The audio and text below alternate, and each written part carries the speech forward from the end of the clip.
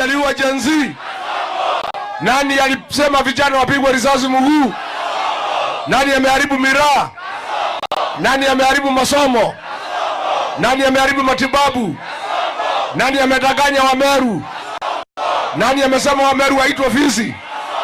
Kasongo aende asiende? Kasongo aende asiende? Wangapi wanasema Kasongo aende? Kasongo aende. Mimi nimekuja hapa, watu wetu mnisikize. Mimi niko na shida na Kasongo kwa sababu alikuja hapa Igembe akatudanganya akichaguliwa atatengeneza biashara ya miraa. Kufika kuwa rais mwenyewe akaigilia biashara ya miraa wakiwa na Duale. Sasa mambo ya wakulima wa miraa imeharibika, na kwa hivyo huyu Kasongo lazima tupeleke nyumbani.